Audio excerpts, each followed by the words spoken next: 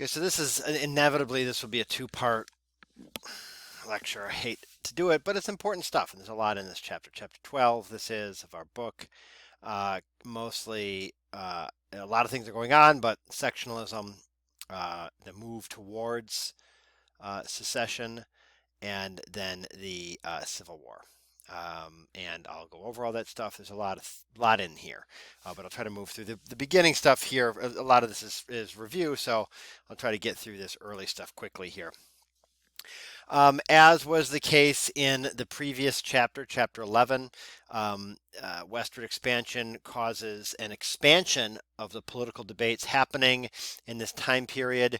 One of the things that emerges out of this expanded debate and tension is the emergence of the Free Soil Party.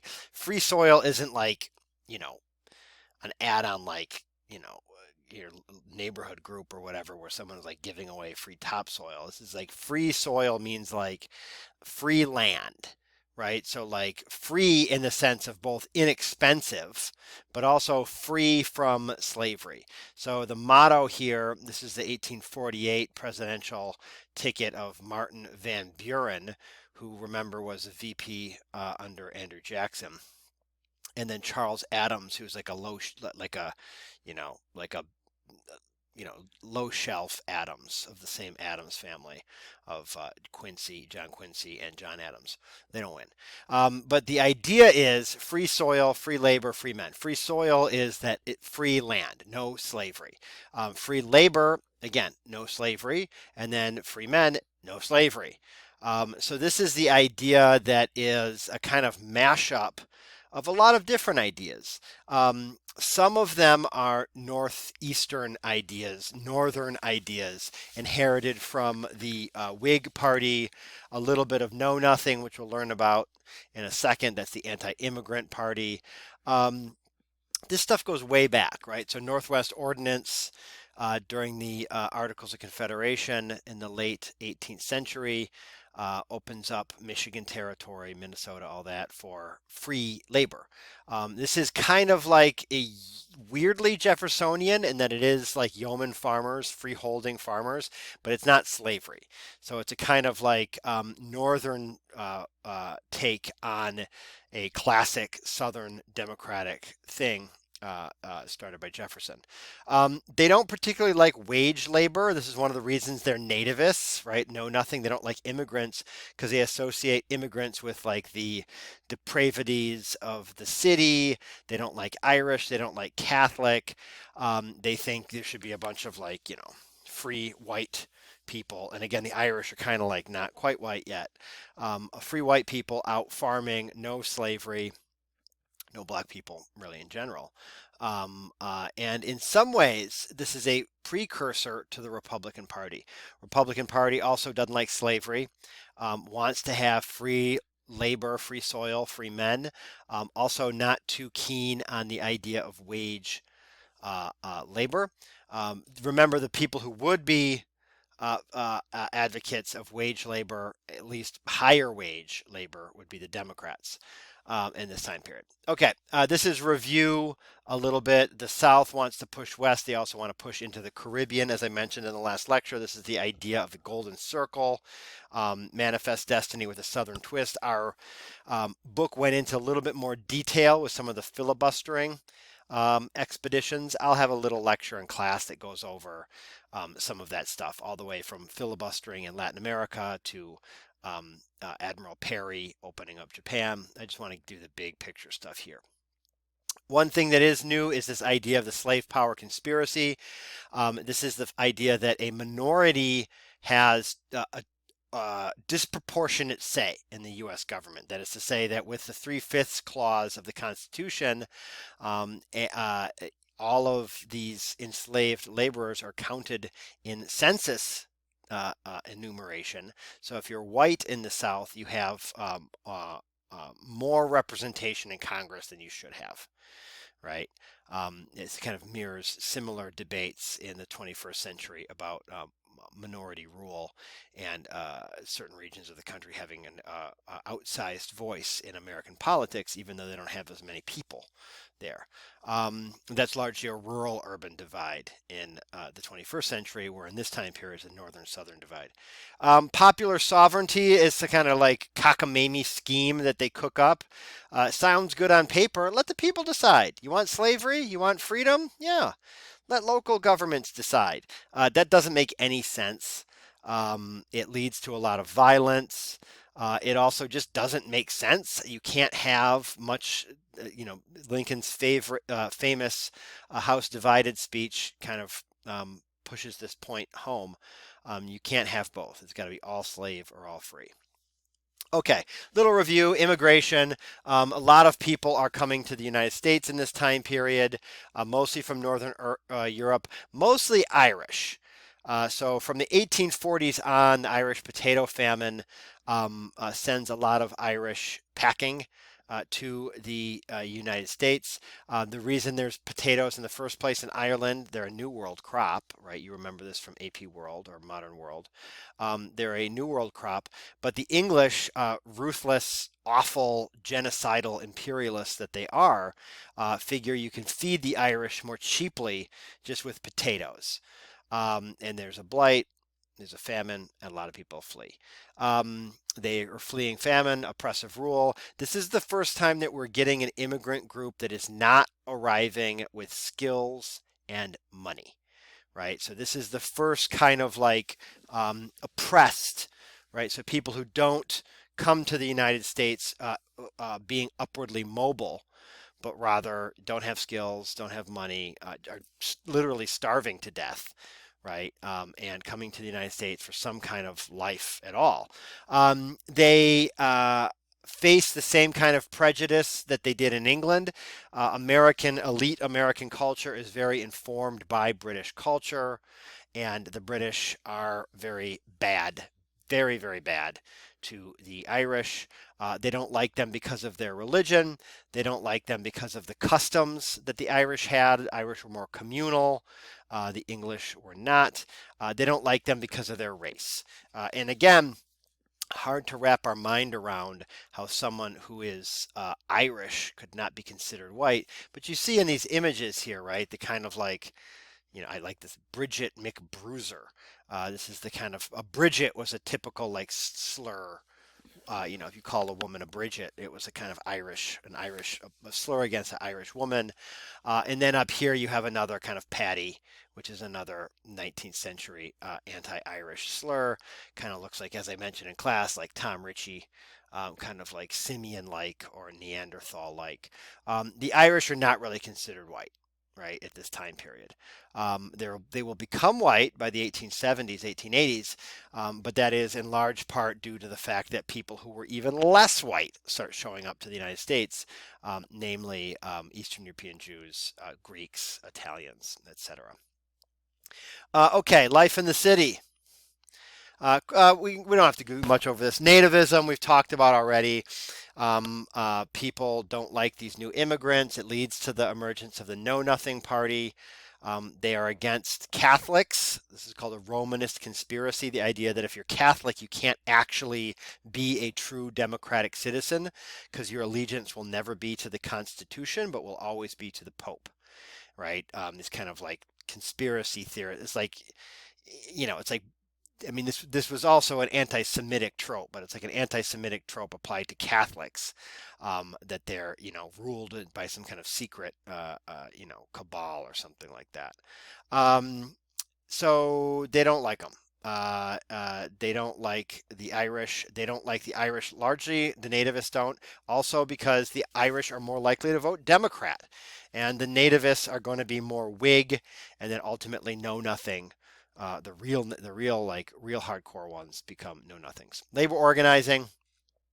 The flip side of this, right? These new immigrants are starting to arrive, and they are politically active already. They have gone through a period of unrest across Europe. Marx's Communist Manifesto was published in 1848. So some of these people coming over actually are communists or socialists or anarchists. or any other number of kind of radical political factions. They don't like wage labor either. This is the interesting convergence of the Free Soil Party, who don't like wage labor because they think it is degrading. These new Irish also don't like, or these new immigrants also don't like wage labor because they are degraded by it. So interestingly, you have these two political factions that are very much opposite. The new immigrants don't like the nativists, and the nativists don't like the new immigrants, but neither group is very keen on wage labor or life in the city, right? Slums, things like that, just from very different perspectives. The new immigrants are blaming the system for their exploitation, and then the nativists are blaming the new immigrants for the system. Right, so it's a very different perspective here. Commonwealth versus Hunt. This is from a previous chapter. It allows for peaceable unions. Doesn't really much matter. Urban life sucks, right? People moving into the city, there's slums. It's seen as a moral problem, not an economic problem. This is largely by people like the nativists. Okay. This is a classic, it never goes out of style kind of format here, so I don't care if it's a year old. This is an image of Charles Sumner getting beaten down by, what is it, Pinckney, the guy from South Carolina? Is it Charles Pinckney? It's probably a Pinckney if he's from South Carolina, I'm not sure. But this shows you, people talk about political rancor, political division. Well, man got beat down on the Senate floor with a cane. Like we're not quite there yet in November, November 17th, 13th, 2020. Not quite there yet, but you know, let's not hold our breath. Timeline to war, similarly, not hold our breath. This is pretty quick.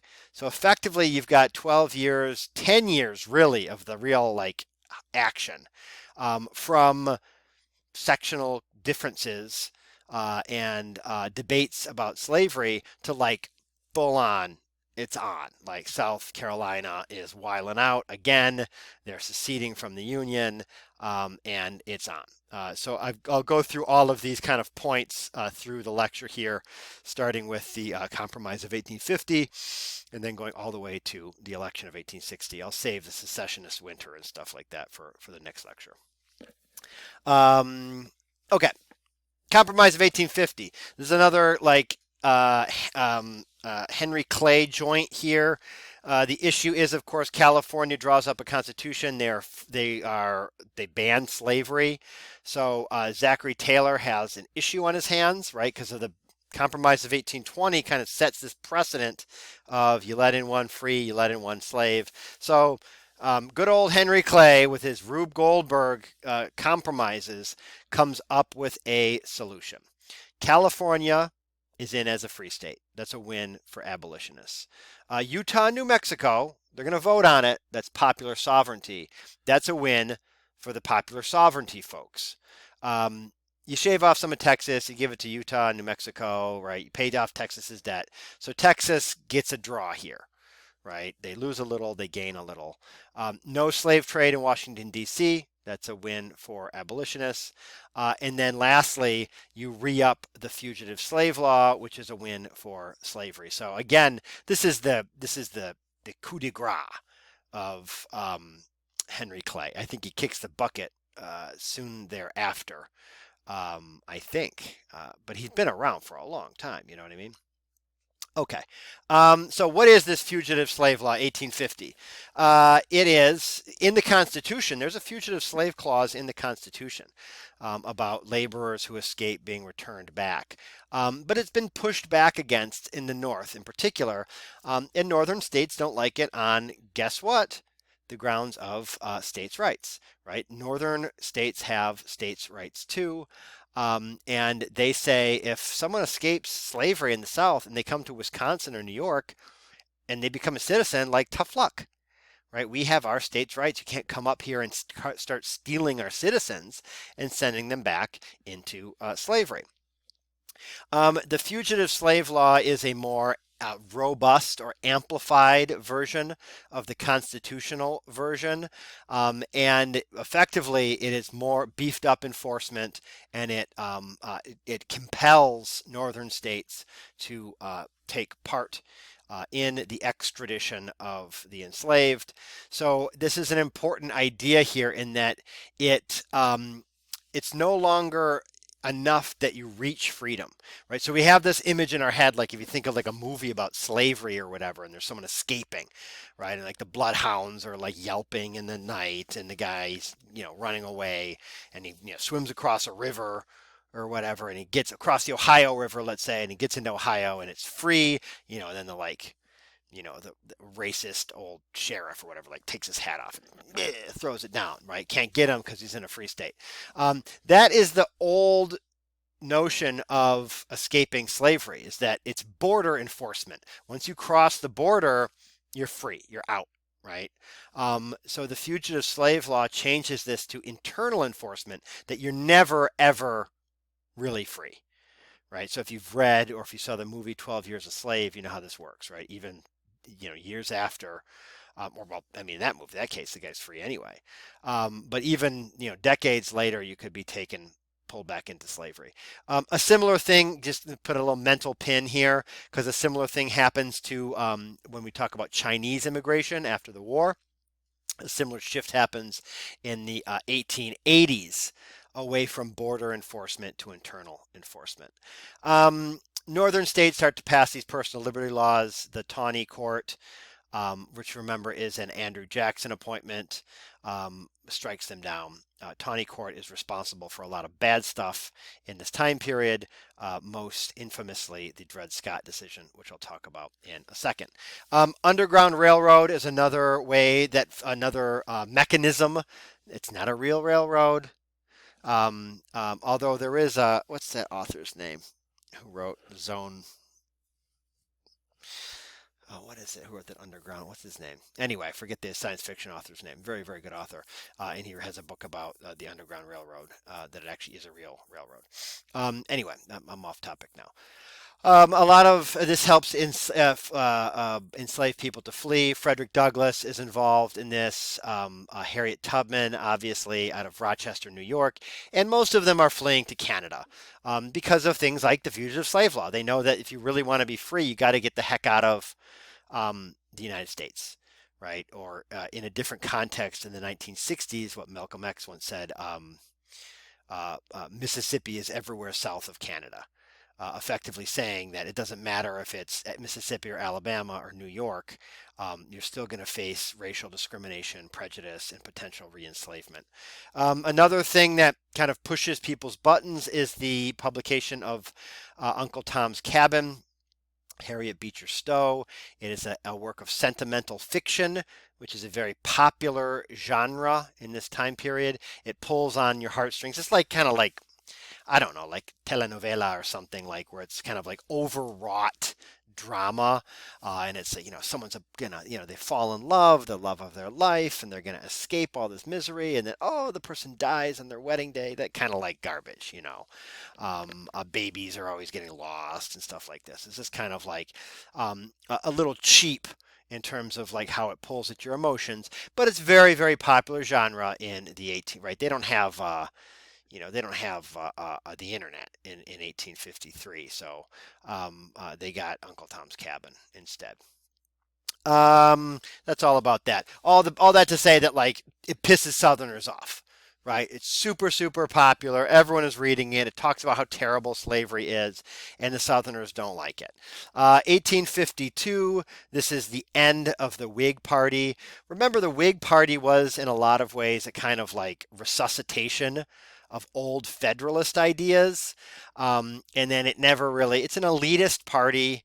It is largely, isolated to the Federalist stronghold of the Northeast, which is now confined simply to Massachusetts and Vermont. And then, of course, Henry Clay's stomping grounds in Kentucky and Tennessee. Goodbye, Whigs. They're gone. We have Franklin Pierce wins the election. And the only reason it's important is because the Whig Party is now donezo. Kansas-Nebraska Act, this is 1854. Like the Missouri Compromise, you got to try to figure out what are we going to do with Kansas? What are we going to do with Nebraska? They're both north of the the line, the 3630 line that is set by the Missouri Compromise of 1820. But in the Kansas-Nebraska Act, they say, well, let's just do popular sovereignty. They can decide. So this effectively is a negation of the Missouri Compromise. Missouri Compromise said no slavery north of 3630. Kansas-Nebraska Act says, well, let the people decide. Why not? What could go wrong? Why does this happen? Stephen Douglas, who is a senator from Illinois, which is here, wants the terminus of the, at this point, being planned and starting to be built, the Transcontinental Railroad. He wants the terminus in Chicago, not somewhere in the South. How does he get Southerners to support this idea?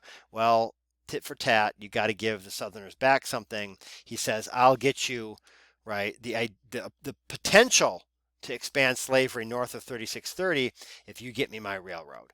And that's what happens. So that's the Kansas-Nebraska Act.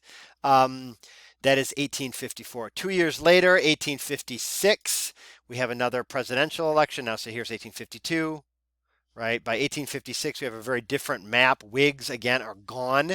And you have the emergence of this new party, the Republicans, headed up by John C. Fremont. He is will be a California boy. He is associated with California. He's not born in California. Doesn't win California, but he wins all of these northern states. So you have the old stronghold of the Federalists and Whigs are starting to, they're interested in this new party, the Republicans. You have the free soil, the home of free soil ideology, the Northwest Territory, Michigan, Wisconsin, Ohio, are also on board. You've got a little bit of, racist anti-immigrants here with the American Know Nothing Party, and then the Democrats, right, in the South. And then is Buchanan. Buchanan is the last in a series of weak executives. Executives that kind of just let Congress do their thing, which exacerbates sectional crises. Remember, the last executive that we had that was like a tough guy was Andrew Jackson. After Jackson, we don't have another strong executive until the next president, who is going to be Abraham Lincoln. I'm at 20 minutes and plus now, so I'll stop here and I'll pick it up after 1856, the election here with the Dred Scott decision and the turn towards the Civil War.